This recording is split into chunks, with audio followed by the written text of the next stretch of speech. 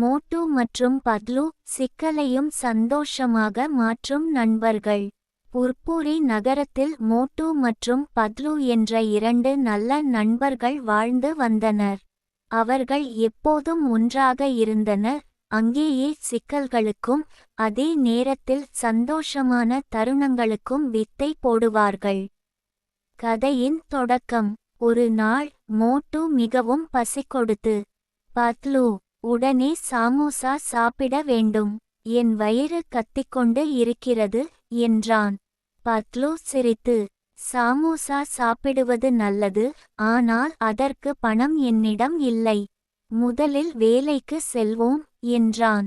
மோட்டு பணத்தை பற்றி கவலைப்படாமல் பத்லுவுடன் நகரத்தில் சுற்றினான். முதலாவது சிக்கல். அவர்கள் ஒருவருக்கு ஒருவன் சிரித்துக்கொண்டு நடந்து கொண்டிருந்தபோது நகர மத்தியில் ஒரு சைக்கிள் ரேஸில் கலந்து கொள்ளும் அழைப்பை பார்த்தனர். மோட்டு உச்சமாக சத்தமாக சொன்னான், இந்த ரேஸில் நாமும் கலந்து கொள்வோம். முதல் பரிசு 5000 பைசா. இதனால் நாம் வாழ ஆசைட்டும் சாமோசாவை தினமும் வாங்கலாம். பத்லு சற்றே பயப்படுவதை தட்டிக்கட்டி, சைக்கிள் ஓட்டத் தெரியாமல் எப்படி ரேஸில் வெல்வது என்றான். ஆனால் மோட்டுவை தடுத்து நிறுத்த இயலவில்லை. சைக்கிள் ரேஸில் காட்சிகள். மோட்டு ரேஸில் குதித்தான். முதல் சுற்றில் ஒரு பெரிய பள்ளத்தில் சிக்கி கீழே விழுந்தான். பத்லு சிரித்தபடியே அவனை எழுப்பி, நீ ரேசரா அல்லது சாமோசா சாப்பிடும் வீரனா என்று கேட்க மோட்டு சொன்னான், அடுத்த சுற்றில் நிச்சயம் வெற்றி பெறுவேன். தோல்வியிலும் மகிழ்ச்சி. இறுதியாக மோட்டு ரேஸில் வெற்றி பெறவில்லை. ஆனால் அவர் அழவில்லை.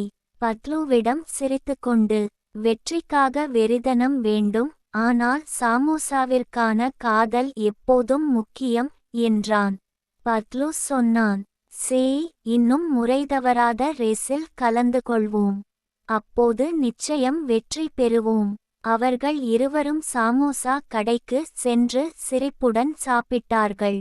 பாடம். வாழ்க்கையில் தோல்விகள் நம்மை கற்பிக்கத்தான் வரும். ஒவ்வொரு தோல்வியிலும் இருந்த உற்சாகத்தை பெறுங்கள், அப்போது வெற்றியும் உங்கள் பக்கம் வரும். இந்த மோட்டு மற்றும் பத்லு கதையை குழந்தைகள் மிகுந்த மகிழ்ச்சியுடன் கேட்டு ரசிப்பார்கள்.